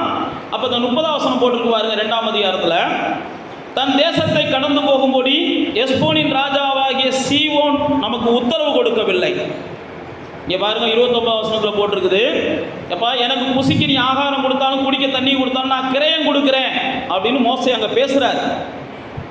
அதுக்கு முதல் வசனத்தில் சொல்கிறாரு, இந்த மாதிரி நாங்கள் கடந்த நாட்கள்லாம் செஞ்சுட்டு வந்தோம்ன்றார். இப்படி செய்யும்போது அப்போ அந்த சீகோன் ராஜா உத்தரவு கொடுக்காம அவன் என்ன செஞ்சானா, இவனோட எதிர்க்க வந்தானா, கர்த்தர் அவன் மனதை கடினப்படுத்தினார், அவனுடைய இருதயம் உரங்கொண்டது. கர்த்தர் என்னை நோக்கி, இந்த சீகோனையும் அவன் தேசத்தையும் நான் ஒப்பு கொடுக்குறேன், அவன்கிட்ட இருக்கிறதெல்லாம் நீ சுதந்திரித்துக்கொள் அப்படின்னு சொன்னாராம். அப்படின்னா என்ன அர்த்தம் அப்படின்னா, அதாவது உங்களை காட்டிலும் பெரியவங்க உங்களோட வம்பு கெடுத்துக்கிட்டே இருக்கிறாங்கன்னு வச்சுக்கிடுவோம். இப்போ நான் சொன்னது, உங்களை காட்டிலும் சின்னவங்ககிட்ட போய் நீங்கள் வம்பு கெடுக்கக்கூடாது. புரியுதா நான் சொல்கிறது? உங்களை காட்டிலும் சின்னவங்ககிட்ட போய் நீங்கள் வம்பு கெடுத்துக்கிட்டே இருக்கக்கூடாது. வம்பு கெடுத்தீங்கன்னா இதே தான், உங்கள்கிட்ட இருக்கிற ஆசீர்வாதத்தை ஆண்டவர் பிடிங்கி அவங்க கையில் கொடுத்துருவார். சின்னவங்ககிட்ட போய் வம்பு கெடுத்துக்கிட்டே இருந்தீங்கன்னு வைங்க, உங்கள்கிட்ட இருக்கிற சாவி அவங்க கைக்கு போயிடும். மாமியா போய் எப்போ பார்த்தாலும் மருமகளே நோண்டிக்கிட்டு இருந்தால், மாமியா பேரில் இருக்கிற சொத்தெல்லாம் மருமக கைக்கு கர்த்தர் மாற வச்சுருவார். அதே நேரத்தில் மருமக போய் எப்போ பார்த்தாலும் மாமியாவை தொந்தரவு பண்ணிக்கிட்டே இருக்கிறாங்க அப்படின்னா, யார் தொந்தரவு பண்ணுறான்றதான் முக்கியம், யார் தொந்தரவு பண்ணுறான்னு தான் முக்கியம். இங்கே எப்படி தான் நடக்குது. இங்கே பாருங்கள், எஸ்போனின் அந்த பாசானின் ராஜா உன்னை வந்து தொந்தரவு பண்ணுறான் அப்படின்னா, ஒன்றும் இல்லை, அவன் சொத்தெல்லாம் உனக்கு வரப்போகுது. அப்போ உங்களிலும் பலவான்கள் வந்து உங்களை துன்புறுத்தும் போது நீங்கள் புரிஞ்சுக்கிறணும், ஏதோ ஒரு வகையில் அவேத பிடிங்கி கர்த்தர் எனக்கு தரப்போகிறார், நான் அமைதலாக இருக்க போகிறேன். ஆண்டவரே நீங்கள் யுத்தம் பண்ணுங்கப்பா, ஆண்டவரே நீங்கள் வழக்காடுங்கப்பா, இவங்களோட நம்மளாம் போராட முடியாது, இவங்கெல்லாம் சவங்க பையங்க, இவங்கெல்லாம் சங்கி பையங்க, இப்படி நம்ம போயிடணும். நமக்கு மிஞ்சினவேன்னு தெரியுது, இவனோட போராடினா நமக்கு தான் மண்டை காயும்னு தெரியுது, அவனோட போராடக்கூடாது. கர்த்தர் பார்த்துக்கிறட்டும்னு விட்டுறணும். அவன் செய்கிறது அநியாயமாக இருக்கட்டும், அவன் செய்கிறது அக்கிரமமாக இருக்கட்டும், அவன் என்ன செய்யட்டும், மனச்சாட்சி இல்லாமல் கூட நடக்கட்டும். இந்த பாருங்க, மோசேட்ட அப்படி தான் நடக்குது. ஆனாலும் கர்த்தர் என்ன செஞ்சார், ஒன்றும் இல்லை, நான் யுத்தம் பண்ணுறேன், அவனுக்குரியதெல்லாம் உனக்கு சொந்தமாகும், இதே தேசத்தில் அவன் உனக்கு அடிமையாய் வாழுகிற நாட்களை நீ பார்ப்ப அப்படின்னு சொல்லி அடுத்தடுத்து என்ன செய்கிறாருன்னா சில காரியங்களை செய்வார். ஏன் நான் உங்களுக்கு சொல்லுகிறேன்னா, கர்த்தருடைய சத்தத்தை நீங்கள் என்ன செய்யணும், கேட்கணும். கர்த்தர் உங்கள்கிட்ட என்ன செய்கிறார், உங்களுக்குள்ளே வாழ்கிறார். கர்த்தருடைய சத்தத்தை கேட்காம நீங்கள் எதையும் செய்யக்கூடாது. கர்த்தருடைய சத்தம் இல்லாமல், அதான் சொன்ன பாருங்க, இஸ்ரவேலர்கள் மேகஸ்தம்பத்தில் இருக்கிறது வரைக்கும் தான். கர்த்தர் அவங்க எலும்புனாருன்னா, மேகஸ்தம்பம் எலும்புச்சுன்னா அவங்க எலும்பணும், மேகஸ்தம்பம் அமர்ந்துருச்சுன்னா அவங்க அமரணும். அதே மாதிரி கர்த்தர் சொல்லாமல் நாம் ஒரு காரியத்தை செய்யக்கூடாது. நீங்கள் 2 சாமுவேலின் புஸ்தகத்துக்கு வந்தீங்கன்னா தாவீதை குறித்து ஆவியானவர் அங்கே எழுதி வைத்திருக்கிறார். 2 சாமுவேலின் புஸ்தகத்தில் வாங்க, தாவீதை குறித்து ஆவியானவர் எழுதி வைத்திருக்கிறத நம்ம பார்த்துட்டு நம்ம ஜெபம் பண்ணி முடிப்போம். கர்த்தருடைய சத்தத்தை கேட்காம தேவ பிள்ளைகள் எதையும் செய்யக்கூடாது. நாம் எல்லாருக்குமே தெரியும், கர்த்தர் நம்ம கூட இருக்கிறத மற்றவங்க பார்க்கணும், கர்த்தர் நம்ம கூட நடக்கிறத மற்றவங்க பார்க்கணும், கர்த்தர் நம்ம கூட இருக்கிறதையும் நடக்கிறதையும் அமர்கிறதையும் மற்றவங்க பார்க்கணும். அப்படின்னா நாம் கர்த்தரை சார்ந்து வாழணும், கர்த்தரை பற்றி நம்ம பேசணும். எப்பா என் கூட கர்த்தர் இருக்கிறார், அவர் பார்த்துக்கிடுவார், எனக்கு நடக்கிறதெல்லாம் கர்த்தர் பார்த்துக்கிட்டு இருக்கிறார், அவர் பதில் செய்வார், எல்லாத்தையும் கர்த்தர் பார்த்துக்கிட்டு இருக்கிறார். ஏனென்றால் நீங்கள் வேதத்தில் வாசித்து பார்த்தீங்கன்னா, நீங்கள் கர்த்தர் என் கூட இருக்கிறார்ன்ற நிச்சயத்தோடு வாழ்ந்துட்டீங்கனாலே உங்களை கனப்படுத்துவதற்கு கர்த்தர் என்ன செய்கிறார்னா வாசல்களை திறக்கிறார். கர்த்தர் என் கூட இருக்கிறார், கர்த்தருடைய ஆலயம் நான், கர்த்தர் எனக்குள்ளே தான் வாழுகிறார், நான் எங்கே போகிறோனோ அங்கே கர்த்தர் வருகிறார், நான் எங்கே அமர்கிறோனோ கர்த்தர் அங்கே இருக்கிறார். நான் எந்த இடத்துக்கு போனாலும் கர்த்தருக்கு ஒரு முக்கியத்துவம் கொடுப்பேன். ஆண்டவரே இன்றைக்கி இந்த இடத்துக்கு போகலாமா, ஆண்டவரே இந்த விசேஷத்துக்கு நான் போகலாமா, ஆண்டவரே இந்த மனுஷனோடு நான் பழகலாமா, ஆண்டவரே இந்த மனுஷனுடைய கூட நான் இன்றைக்கி வேலைக்கு போகலாமா. பைபிளில் போட்டிருக்கு, யோசபாத் கர்த்தருடைய சத்தத்தை கேட்காம தொழில் செஞ்சானா. யோசபாத் கர்த்தரை நம்பின பெரிய பரிசுத்தவான், கர்த்தருடைய சத்தத்தை கேட்காம தொழில் செஞ்சானா. அகசியா கர்த்தருடைய சத்தத்தை கேட்காம தோழமை கொண்டானா. யோசியா கர்த்தருடைய சத்தத்தை கேட்காம போய் என்ன செஞ்சிருக்கிறான், ராஜாவை எதிர்த்து போனானா. இதெல்லாம் பைபிளில் போட்டிருக்குது. இவங்கெல்லாம் நல்லவர்கள், தேவனுக்கு பிரியமானவர்கள். அப்போ நீங்களும் நானும் நல்லா தெரிந்து ஒன்று, கர்த்தர் எனக்குள்ளே இருக்கிறார்ன்றதான் எனக்கு கனம், கர்த்தர் எனக்குள்ளே இருக்கிறார்ன்றதான் எனக்கு மரியாதை. கர்த்தர் எனக்குள்ளே இருக்கிறத மற்றவங்க பார்த்தா தான் என்ன அவர்கள் தேவர்களை போல என்ன ஆரம்பிப்பாங்க. அப்போ கர்த்தர் எனக்குள்ளே இருக்கிறார் என்பதை நான் நம்பணும். கர்த்தர் என்கிட்ட பேசுகிறத நான் கவனிக்கணும், கர்த்தருடைய சத்தத்தை நான் உணரணும். கர்த்தருடைய சத்தத்தை நான் உணரலைன்னா கர்த்தர் எனக்குள்ளே இருக்கிறான்றதை மற்றவங்க உணரவே முடியாது. கர்த்தருடைய சத்தத்தை நான் கேட்கலைன்னா மற்றவங்க என் மூலமாக கர்த்தருடைய சத்தத்தை கேட்க முடியாது. பாருங்க, தாவீதோடு கூட கர்த்தர் இருக்கிறார்னு சொல்லி அவன் வனாந்தரத்தில் சுற்றி கொண்டு இருக்கிறான் என்று சொல்லி சவுல்கிட்ட வந்து வீரர்கள் சொல்கிறாங்க. வீரர்கள் சொல்கிறாங்க. அந்த வசனத்தை வாசிச்சுட்டு நம்ம இந்த 2ஆம் அதிகாரத்துக்கு வருவோம். சவுலுக்கு பேய் பிடிச்சிருது. பேய் பிடிச்ச உடனே சவுல் பல வகையில் போராடுகிறான். அப்படி போராடி கொண்டு இருக்கும்போது சேவகர்கிட்ட சொல்கிறான், இப்படி பல வகையில் எனக்கு போராட்டமாக இருக்குது, என்ன செய்கிறது அப்படின்னு சொல்லி. அப்போ தான் 16ஆம் அதிகாரம் 18ஆம் வசனம், 1 சாமுவேலில் 16ஆம் அதிகாரம் 18ஆம் வசனம். அப்பொழுது அந்த வேலைக்காரர்களில் ஒருவன் பிரதியுத்தரமாக, இதோ பெத்லகேமியனாகிய ஈசாயின் குமாரன் ஒருவனை கண்டேன், அவன் வாசிப்பதில் தேறினவன், அவன் பராக்கிரமசாலி, யுத்த வீரன், காரிய சமர்த்தன், சௌந்தரியம் உள்ளவன், கர்த்தர் அவனோட கூட இருக்கிறார். நான் மறுபடியும் சொல்லுகிறேன், கர்த்தர் என் கூட இருந்தார்னா என்னை சுற்றிலும் இருக்கிறவங்க என்னை பார்த்து சொல்லுவாங்க, கர்த்தர் என்ன செய்கிறாரு, இவர் கூட இருக்கிறார். நான் கர்த்தருடைய சத்தத்தை கேட்க ஆரம்பித்தேன்னா, கர்த்தருடைய சத்தத்தை கேட்டு செயல்பட ஆரம்பித்தேன்னா கர்த்தர் என் கூட இருக்கிறார் அப்படின்றத என் கூட வாழுகிறவங்க புரிஞ்சுக்கிடுவாங்க, என் கூட பழகிறவங்க புரிஞ்சுக்கிடுவாங்க. என்னை சுற்றிலும் இந்த தாவீதை குறித்து சாட்சியிடுகிறவன் சவுலோட வேலைக்காரன். தாவீது வனாந்தரத்தில் ஆடு மேய்த்து கொண்டிருந்தவன். ஆனால் தாவீது எதை செய்தாலும் நான் தான் சொன்ன பாருங்க, கர்த்தருடைய சத்தத்தை கேட்காம அவன் செய்ய மாட்டான். கர்த்தர் சத்தத்தை நீங்கள் கேட்டு செய்கிறீங்கன்னா உங்களை தேடி கனம் வர ஆரம்பிக்கும். கர்த்தருடைய சத்தத்தை கேட்டு நீங்கள் செயல்பட்டீங்கன்னா உங்களுக்கான வாசல்கள் உங்களை தேடி வந்து திறந்து கொடுக்கப்படும். உங்களுக்கான வாய்ப்புகளை கர்த்தர் உருவாக்கி தருவார். ஆனால் கர்த்தருடைய சத்தத்தை நீங்கள் கவனிக்கணும். கர்த்தருடைய சத்தம், கர்த்தர் நம்முடைய தேவன் பேசுகிறவராக இருக்கிறார். அதனால தான் இயேசு சொல்லும்போது சொன்னார், உங்களை கொண்டு போய் ஏதாவது ஒரு அரசாங்கம் பிடிச்சி கொண்டு போயிருச்சா, நீ அமைதியாக இரு, அங்கே நீ பேச வேண்டிய அவசியம் இல்லை. உனக்குள்ள இருக்கிற பரிசுத்த ஆவியானவர் என்ன செய்வார், அந்த அரசு அதிகாரிகள்கிட்ட என்ன பேசணுமோ உன்னை கொண்டு பேச வைப்பார். இது இயேசு தன்னுடைய சீசர்களுக்கு சொல்கிறார். இயேசு தான் சீசர்களுக்கு சொல்கிறார், உனக்குள்ளே வாழுகிற பரிசுத்த ஆவியானவர் செயல்படுவார். அதனால தான் பேதுரு சொல்லும்போது சொல்கிறார், ஒருவன் உன்னை தூசிச்சா உன்னையே தூசிக்கலை, உனக்குள்ளே வாசம் பண்ணுகிற தேவனை தூசிக்கிறான். நீ என்ன செய்யாத, என்ன தூசிக்கலாம் ஆண்டவரே, உண்மை தான் தூசிக்கிறான், நீங்கள் பார்த்துக்கோங்கம்மான்னு சொல்லிடுங்க அப்படின்னு பேதுரு சொல்கிறார். நீங்கள் அநியாயமாக துன்பப்பட்டால் என்ன செய்யாதீங்க, ஒன்றும் கலங்காதீங்க. நான் துன்பப்படலை, எனக்குள்ளே இருக்கிற இயேசு துன்பப்படுத்தப்படுகிறார், எனக்குள்ளே இயேசு வாழ்கிறார். அதைத்தான் பேதுரு சொல்கிறார் தன்னுடைய நிருபத்தில். இயேசு ஒரு பார்த்தீங்கன்னா பவுலை வந்து சந்திக்கும் போது இயேசு அப்படி தான் சொல்கிறாரு, நீ என்னை ஏன் துன்பப்படுத்துகிறேன்றான். ஏன்னா 8ஆம் அதிகாரத்தில் அப்போஸ்தலர் நடவடிக்கைகள் நீங்கள் வாட்சி பார்த்தீங்கன்னா பைபிளில் போட்டிருக்கு. 8ஆம் அதிகாரத்தில் அப்போஸ்தலர் நடவடிக்கைகளில் பவுல் கிறிஸ்தவர்களை சீசர்களை துன்பப்படுத்தினான். கிறிஸ்தவர்களை சீசர்களை அவன் அடித்தான். ஆனால் 9ஆம் அதிகாரத்தில் இயேசு வந்து அவனை பார்த்து சொல்கிறாரு, நீ ஏன் என்னையை துன்பப்படுத்தின அப்படின்னா, ஒரு கிறிஸ்தவனை இன்னொருத்தன் அடிக்கும்போது அது கிறிஸ்துவை அடிப்பதாக பரலோகம் எண்ணுகிறது. ஒரு தேவ பிள்ளையை ஒருத்தன் திட்டும்போது அது தேவனை திட்டுவதாக பரலோகம் எண்ணுகிறது. ஒரு தேவ மனுஷனோடு கூட ஒருவன் யுத்தம் பண்ணும்போது அவன் தேவனோடு கூட தேவனுடைய சேனைகளோடு கூட யுத்தம் பண்ணுகிறான் என்று பரலோகம் நினைக்கிறது. அதற்கு நாம் செய்ய வேண்டியது, நான் செய்கிறது தேவ சத்தத்தை கேட்கணும். அப்போ தான் தேவன் என் கூட இருக்கிறான்றது மற்றவங்களுக்கு தெரியும். நான் தேவ சத்தத்தை கேட்டியதையும் செய்யணும். சட்டுப்பட்டு நம்ம எந்த ஒரு முடிவு எடுக்கக்கூடாது. நாம் நிதானமாக பக்குவமாக ரொம்ப பொறுமையாக கையாளணும். தேவ சத்தத்தை கேட்க தெரியலை அப்படின்னா நான் மறுபடியும் சொல்லுகிறேன், நீங்கள் முடிஞ்ச அளவுக்கு என்ன செய்யுங்க, பொறுமையாக இருங்க. தேவ சத்தத்தை கேட்குற அந்த பருவத்துக்கு நீங்கள் வளரணும். தேவ சத்தத்தை கேட்கலைன்னா உங்களுடைய கிறிஸ்தவ வாழ்க்கை ஒரு மகிமையான வாழ்க்கையாக இருக்காது.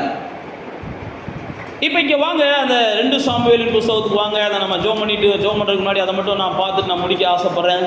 2ஆம் அதிகாரத்துக்கு வாங்க. நான் ஏற்கனவே நம்ம எல்லாருக்கும் தெரியும், தாவீதை தேவன் ராஜாவாக அபிஷேகம் பண்ணிவிட்டார். ராஜாவாக அபிஷேகம் பண்ணின பின்பு தாவீது ராஜாவாக மாறுவதற்கு சவுல் பல வகையில் தடை பண்ணுகிறான். பல வகையில் தடை பண்ணுவது மட்டுமல்ல, சவுல் எப்படியாகிலும் இந்த தாவீதை கொலை செய்ய வேண்டும் என்று நினைக்கிறான். ஏன் கொலை செய்ய வேண்டும் என்று நினைக்கிறான் அப்படின்னா, நான் ராஜாவா இருந்த இடத்துல என் பையன் வந்து ராஜாவா இருக்கணும்னு சவுல் விரும்புகிறான். கவனிக்கிறீங்களா? சவுல் ஒன்றும் ராஜ பரம்பரையில் வந்தவன் கிடையாது. போன வாரம் நம்ம தியானித்தோம். அவன் ஒரு கழுதையை தேடிக்கிட்டு போனவன். அவனுக்கு கர்த்தர் என்ன செஞ்சார், பெரிய பாக்கியத்தை கொடுக்குறார். அதே கர்த்தர் இவன் என்ன செய்கிறான், சேட்டை வண்ணியானோடனே அவனை ஒதுக்கி விட்டுட்டு தாவீதை கொண்டு போய் அந்த இடத்துல உட்கார வைக்க போறேன்றார். அதை அவனால் ஏற்றுக்கிறவே முடியலை. ஏதோ பரம்பரையாக ராஜ பரம்பரையில் வந்தது மாதிரி இவன் நினப்பு. சிலர்லாம் அப்படி நினைப்பாங்க, பிறக்கும் போதே பணக்காரனாக பிறந்தோம், ஏதோ 50 தலைமுறை நம்ம பணக்காரனாகவே வாழ்ந்துட்டு வந்துட்டோம், இனிமேல் நம்ம 500 தலைமுறை பணக்காரனாகவே நம்ம வாழ போகிறோம்ன்றதுக்காகவே சவுலை போல என்ன செய்வாங்க. அவங்க ஒரு 5 தலைமுறைக்கு முன்னாடி எப்படி இருந்தாங்க, போன தலைமுறையில் எப்படி இருந்தாங்க. இந்த நேரத்தை கூட அந்த செய்தி கொடுத்த அம்மா சொன்னாங்க, எங்கள் அம்மாவுடைய பாட்டி தாத்தா ஒரு அனாதைகளாக இருந்தாங்க. எங்கள் அம்மாவுடைய பாட்டி தாத்தா அனாதைகளாக இருந்தாங்க. அவங்களுக்கு தங்குறதுக்கு கூட வீடு இல்லை. ஆனால் இன்றைக்கி பார்த்தா ஆண்டவர் எங்களை என்ன செஞ்சுருக்கிறார், எவ்வளையோ தலைமுறைகளுக்கு ஆசீர்வாதமாக வச்சுருக்கிறார். நேற்றுக்கு அந்த அவங்க செய்தியை கொடுத்தாங்க, நீங்கள் கவனிச்சிங்களான்னு தெரில. ஆனால் இதெல்லாம் மறந்துட்டு இந்த சவுல் என்ன செஞ்சான், ஏதோ பிறக்கும் போதே ராஜ வம்சத்தில் பிறந்தது மாதிரி இதுக்கப்புறம் ராஜாவை எவனும் வரக்கூடாதுன்ற மாதிரிலாம் நினைக்க ஆரம்பித்தான். நான் மறுபடியும் சொல்லுகிறேன், இப்படிப்பட்ட நினைப்பு தான் நான் ஆரம்பத்தில் சொன்னேன் பாருங்க, பணிந்த ஆவியுள்ளவர்களோடு கர்த்தர் இருக்கிறார். இப்படிப்பட்ட பெருமை உள்ளவர்களுக்கு கர்த்தர் என்ன செய்கிறார், எதிர்த்து நிற்கிறார். தாழ்மை உள்ளவர்களுக்கு கர்த்தர் கிருபை அளிக்கிறார். நானும் நீங்களும் எப்பயுமே வந்து என்ன செய்யணும், எந்த அளவுக்கு தன்னைத்தான் தாழ்த்துக்கிறோமோ அந்த அளவுக்கு நம்ம என்ன செய்வாரா, தேவன் நம்மளை உயர்த்துவார். இப்படி தான் நமக்கு பைபிளில் போட்டிருக்கு. என்றைக்குமே தன்னை உயர்வாகவே எண்ணிக்கிட்டு நான் இதை எடுக்க மாட்டேன் அதை எடுக்க மாட்டேன், நான்லாம் பெரிய அதாக்கும்னா, நான் மறுபடியும் சொல்லுகிறேன், சவுல் குடும்பம் வர வர வர என்ன செஞ்சான், சிரித்து கொண்டே போச்சுன்னு பைபிளில் போட்டிருக்கு. இவன் நினைக்கிற நினைப்பு உன கொஞ்சம் கொஞ்சமாக அடிமையாக்கிடும். இப்போ இங்கே தாவீதுக்கு விரோதமாக அவன் செஞ்சு தாவீதை கொலை செய்ய நினைக்கிறான். தாவீதை கொலை செய்ய நினைக்கும் போது தேவன் தாவீதை அவன் கையில் ஒப்பு கொடுக்காம பாதுகாத்தார் அப்படின்னு பைபிளில் பல இடங்கள் எழுதப்பட்டிருக்குது. இப்போ இதெல்லாம் முடிஞ்சு போச்சு. சவுல் செத்து போயிடுறாரு, சவுளுடைய பிள்ளைகள் செத்து போயிடுறாங்க. இப்போ அந்த ஊரில் என்ன செய்யணும், அடுத்த ராஜாவாக தாவீது தான் வரணும். இப்போ இந்த சூழ்நிலையில் 2ஆம் அதிகாரத்துக்கு வந்தீங்கன்னா தாவீது கர்த்தரை நோக்கி என்ன செய்கிறான், ஒரு ஜெபம் கேட்குறான் பாருங்க. நான் யூதாவின் பட்டணங்களில் ஒன்றிலே போய் இருக்கலாமா என்று விசாரித்தான். அதற்கு கர்த்தர் போன்னு சொன்னார். அடுத்து பாருங்க, நான் எவ்விடத்துக்கு போகலாம்னு கேட்குறான். அப்போ கர்த்தர் என்ன செஞ்சான், எப்ரோனுக்கு போன்றார். கவனிச்சிங்களா? எல்லாமே சாதகமான சூழ்நிலை. ராஜா செத்து போயிட்டான், ராஜாவுடைய பிள்ளைகள் செத்து போயிட்டாங்க. தாவீது தான் அடுத்த ராஜான்னு சொல்லி எல்லாருக்கும் தெரியும். எல்லாத்துக்கும் முன்னாடி அபிஷேகம் பண்ணப்பட்டவர். அது மட்டுமல்ல, தாவீது ராஜாவுடைய மருமகன் ஒரு பக்கம். எல்லாமே சாதகமான சூழ்நிலை. எல்லாமே சாதகமாக இருந்தாலும் கர்த்தருடைய சத்தம் கேட்காம நான் என்ன செய்ய மாட்டேன், எந்த சிங்காசனத்திலையும் உட்கார மாட்டேன்னு தாவீதுன்னா. சிங்காசனம் கிடைக்குதுன்றதுக்காக நாம் என்ன செஞ்சிடக்கூடாது, கண்ணை மூடிக்கிட்டு காலை வச்சிடக்கூடாது. சில நேரம் நம்ம அப்படிலாம் செய்வோம். கர்த்தருடைய சத்தத்தை கேட்காம நமக்கு ஒரு உயர்வு வருதுன்னு வைங்களேன், உடனே அந்த உயர்வை தான் பிடிக்க நம்ம நினைப்போம். இந்த உயர்வு கர்த்தருக்கு சித்தமா, இது கர்த்தரால் வருகிறதா, இந்த உயர்வில் எனக்கு ஏதாவது ஆபத்து இருக்குதா, இந்த உயர்வுனால் ஏதாவது எனக்கு சிக்கல்கள் இருக்குதான்னு ஆண்டவரே நீங்கள் விரும்பினா அந்த உயர்வுக்கு நான் போகிறேன்ப்பான்னு சொல்லி பாருங்கள். ஆண்டவர் சொல்லுவார், நீ போ, நான் தான் கொடுக்குறேன். எந்த சிக்கல் வந்தாலும் நான் பார்த்துக்கிறேன், எந்த பிரச்சனை வந்தாலும் நான் பார்த்துக்கிறேன், யார் குழி தோண்டினாலும் நான் பார்த்துக்கிறேன், யார் உனக்கு விரோதமாக என்னத்தை செஞ்சாலும் நான் கர்த்தர் கொடுத்தாருன்னா கர்த்தர் பார்த்துக்கிடுவார். கர்த்தர் கொடுக்காம நீங்களாம் சில விஷயங்களை கையாண்டிங்கன்னா, நான் மறுபடியும் சொல்லுகிறேன், நெகேமியா புஸ்தகத்தில் இதுக்குன்னே ஆவியானவர் ஒரு உதாரணத்தை எழுதி வச்சிருக்கிறார்.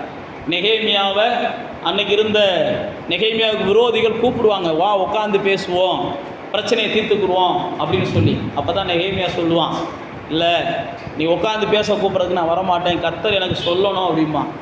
ஏன் அப்படின்னா, நீங்கள் வாட்சி பார்த்தீங்கன்னா நெகேமியா புஸ்தகத்தில் இவங்க மோசம் பண்ணி அவனை கூப்பிட்டு கொலை செய்ய நினைப்பாங்களாம். வா சமாதானமாக பேசுவோம்னு கூப்பிட்டு இவனை கொல்லுவதற்காக நினைக்கிறாங்க. அதனால தான் நெகேமியா தெளிவாக பேசுவான். இப்போ நான் உங்களுக்கு அதுதான் சொல்கிறேன், சூழ்நிலைகள் சாதகமாக இருக்குது, திடீர்னு ஒரு உயர்வு வருது, திடீர்னு ஒரு ஏதோ ஒன்று நமக்கு வருது அப்படின்னா உடனே கண்ணை மூடிக்கிட்டலாம் நம்ம ஏற்றுக்கிறக்கூடாது. கர்த்தருக்கு சித்தமா. அப்போ இங்கே பாருங்கள், தாவீது தான் சொல்கிறான், இது கர்த்தர் விரும்புகிறாரா அப்படின்னு கேட்குறான். கர்த்தர் விரும்புகிறான்னு தெரிஞ்சதுக்கப்புறம் தான் அடுத்து போகிறான். 3.5 ஆண்டுகள் அவன் யூதா கோத்திரத்துக்கு மொத்தம் ராஜாவாக இருக்கான். மீதி 33.5 ஆண்டுகள் அவன் என்ன செஞ்சான், முழு கோத்திரத்தையும் அவன் அரசாளுகிறான். இதே இந்த 2ஆம் அதிகாரத்தில் பார்த்தீங்கன்னா அவன் ஒரு யுத்தத்துக்கு போகக்கூடிய சூழ்நிலைகளை வருகிறதை பார்க்கிறோம். இந்த தாவீது யுத்தத்துக்கு போகிற அந்த சூழ்நிலையில் தாவீது அங்கேயும் தேவனுடைய சத்தத்தை கேட்டுட்டு தான் யுத்தத்துக்கு போகணும் அப்படின்னு நிற்கிறான். இதே மாதிரி ஒவ்வொரு காரியத்திலையும் தாவீது யுத்தத்துக்கு போகும்போதாக இருந்தாலும் சரி, பின்தொடர்கிற சூழ்நிலைகளாக இருந்தாலும் சரி, கர்த்தருடைய சத்தத்தை கேட்காம நம்ம எதையும் செய்யக்கூடாது, எதையும் செய்யக்கூடாது, எதையும் செய்யக்கூடாதுன்ற ஒரு முடிவில் இருக்கிறான். இந்த சாமுவேல் 2 சாமுவேல் 5ஆம் அதிகாரத்துக்கு வந்தீங்கன்னா 18ஆம் வசனத்தில் போட்டிருக்கு, பெலிஸ்தியரோடு கூட யுத்தம் பண்ணக்கூடிய சூழ்நிலை வருது. அப்போ பெலிஸ்தியரோடு கூட யுத்தம் பண்ணக்கூடிய சூழ்நிலை வரும்போது 19ஆம் வசனத்தில் தாவீது என்ன செய்கிறாருன்னா கேட்குறாரு, கர்த்தரிடத்தில் விசாரிக்கிறாரு, இந்த மக்களோடு கூட நான் போய் யுத்தம் பண்ணால் நீங்கள் ஒப்பு கொடுப்பீங்களான்னு. அப்போ கர்த்தர் என்ன செய்கிறாருன்னா ஒப்பு கொடுக்குறாரு. ஒப்பு கொடுத்த உடனே முடிஞ்சு போச்சு. 21ஆம் வசனத்தில் எல்லாம் முடிஞ்சு போச்சு. 22ஆம் வசனத்தில் வாட்சி பார்த்தீங்கன்னா மறுபடியும் அந்த ஜனங்கள் வர்றாங்க. மறுபடியும் ஜனங்கள் வரும்போது 23ஆம் வசனத்தில் தாவீது கர்த்தரிடத்தில் போய் விசாரிக்கிறாரு. விசாரித்த உடனே ஆண்டவர் சொன்னார், நேராக போகாமல் பின்னாடி போன்றார். புரியுதா? ஏற்கனவே உங்களோட யுத்தம் பண்ணுறோம், ஆண்டவர் ஒரு யுத்தத்தை முடிவுக்கு கொண்டு வந்துட்டாரு. இப்போ யுத்தத்தை முடிச்சு போயாச்சு, ஆனால் மறுபடியும் புகையிறது மாதிரி இருக்குது. கவனிக்கிறீங்களா? மறுபடியும் புகையிறது மாதிரி இருக்குது. ஏதோ யுத்தம் வந்துச்சு, சண்டை வந்துச்சு, பிரச்சனை வந்துச்சு. ஆண்டவர் என்ன செஞ்சிட்டாருன்னா, நீ போப்பா, தாவீதுக்கு முடிச்சு வைக்கிறாரு. மறுபடியும் புகையிறது மாதிரி இருக்குது.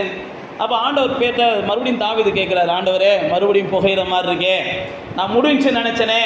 அப்போ ஆண்டவர் அழகாக சொல்கிறார் பாருங்க, ஆண்டுப்பா அவனுக்கு முன்னாடி நடக்காத, போ பின்னாடி போ. அவனுக்கு கொஞ்ச நாளைக்கு அவனுக்கு என்ன முன்னாடி வேண்டாம், அவனுக்கு பின்னாடி போ, நிரந்தரமாக ஒரு முடிவு வந்துருன்றார். சில நேரத்தில் முடிவடைஞ்ச பிரச்சனை மறுபடியும் தொடங்குதுன்னா கூட ஆண்டவர்கிட்ட கேட்கலாம், ஆண்டவரே முடிவடைஞ்ச பிரச்சனை மறுபடியும் தொடங்குதுப்பா அப்படின்னா ஆண்டவர் அதுக்கும் ஒரு தீர்வு என்ன செஞ்சுருப்பார். நீ முன்னாடி போகாத, பின்னாடி போ. ஏன் நான் உங்களுக்கு சொல்லுகிறேன்னா, கர்த்தர் உங்கள் கூட இருக்கிறார், கர்த்தர் உங்கள்கிட்ட பேசிக்கிட்டே இருக்கிறார், கர்த்தர் உங்களுக்கு சமாதானமான வாழ்க்கையை கொடுக்க விரும்புகிறார். நீங்கள் நானும் கர்த்தருடைய சத்தத்தை கேட்டால் மாத்திரமே கர்த்தருடையவர்கள் என்று சொல்லி இந்த பூமியில் மற்றவங்க சாட்சி இருக்கிற அளவுக்கு நம்ம வாழ முடியும். கர்த்தருடைய சத்தத்தை கேட்குற அளவுக்கு நாம் என்ன செய்யணும், இன்னும் நம்ம கொஞ்சம் பொறுமையாக இருக்கணும், நிதானமாக இருக்கணும். கர்த்தருடைய சத்தத்தை கண்டிப்பாக நம்ம கேட்க பழகணும்.